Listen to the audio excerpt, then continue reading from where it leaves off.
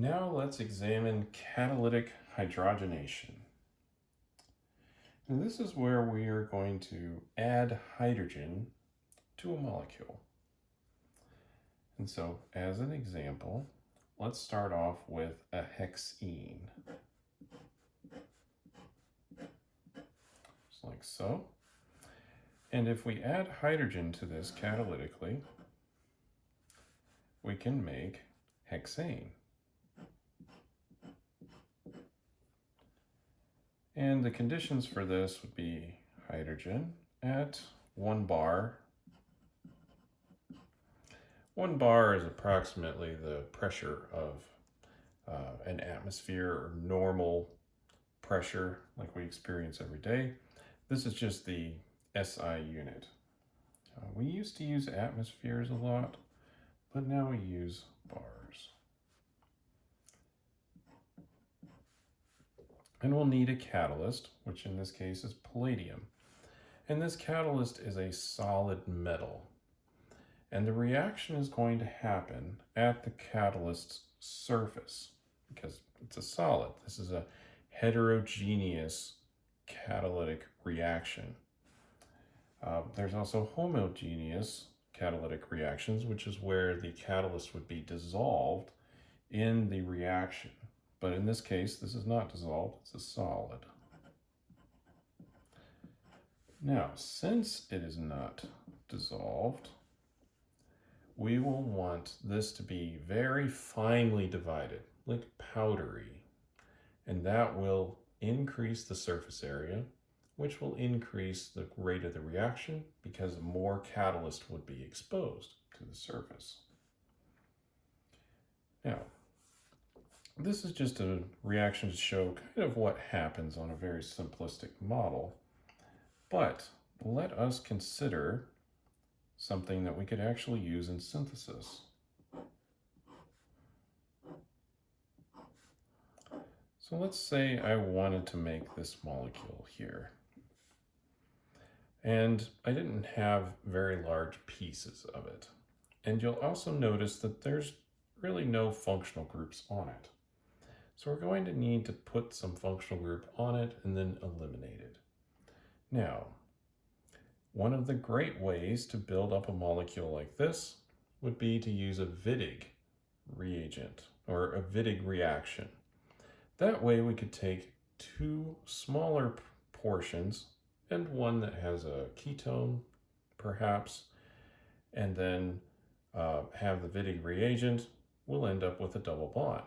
And let's just say we would like this double bond to be right here. That would kind of evenly divide these molecules. So I'm just going to draw that in.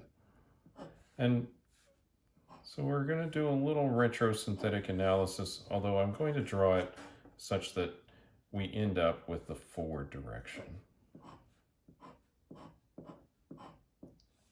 So if we take a step back, here we can look at the hydrogenation reaction. And again, pretty similar conditions. Hydrogen gas, 1 bar. And we can use platinum as our catalyst. So platinum and palladium and some of these other group 8 metals, nickel, can be used as catalysts in catalytic hydrogenation. And platinum in particular is excellent at this. Of course, it is also a little bit expensive. And so I suppose if you could get away with the nickel, that could be a good idea. So if we were going to back this up a little bit more, then we could say start with cyclohexanone and the Wittig reagent.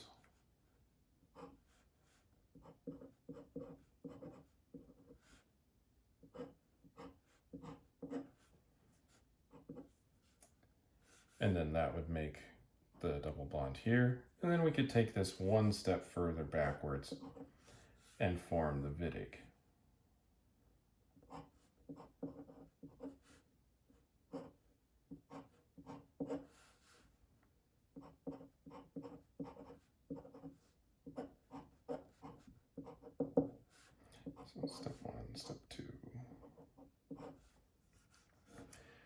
So in this case, we formed a Wittig reagent, used it in a Wittig reaction to form a larger piece, and then we've reduced that double bond. Now, this might not seem like a very exciting molecule, and so I just want to mention other ways that this is useful. One thing that you can do, and this is a little beyond the scope of this video, so I'm just mentioning this is possible. I'm not really going into the specifics about this, but we can do catalytic hydrogenation asymmetrically.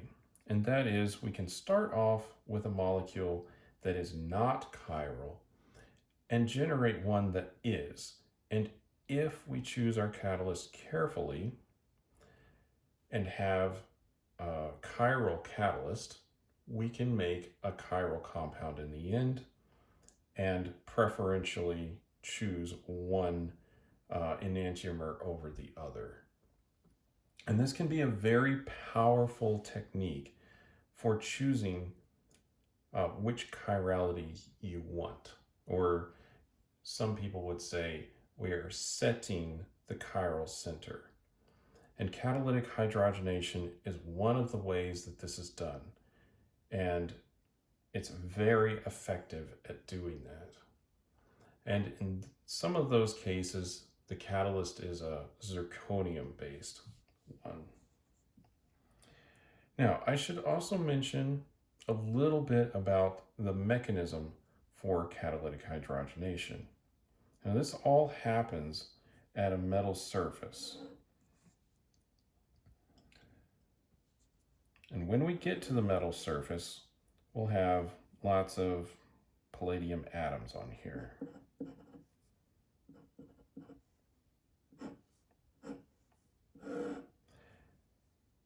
And I'll just draw it kind of like this, although, of course, it would be probably just a little chunk.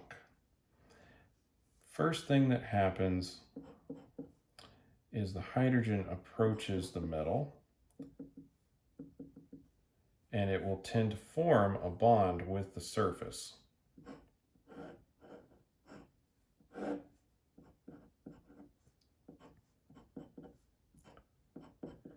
So now you've broken the bond in between the two hydrogens, and we've made hydrides on the metal surface.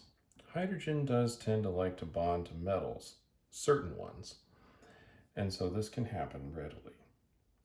What happens next is that the double bond will come in and also associate with the metal. So you'll have, double bond here, and then one of these hydrogens will kind of migrate over and attach to one of the carbons. And simultaneously, well, just before that, when this double bond is associating with the metal surface, it will weaken that carbon-carbon double bond, easing the reaction's progress. So one of these hydrogens will then attach to the carbon, and then the other hydrogen will come over. And of course, it doesn't have to be from the same H2. Everything is all jumbled up and lots of things are happening on the surface. And it actually is surprising that these things will move or migrate around a metal surface.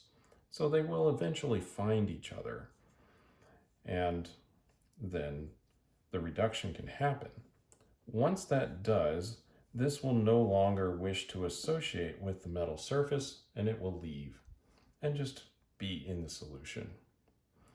More hydrogen will approach the surface, and more double bonds containing molecules will approach, and the reaction can continue several times without the catalyst being affected.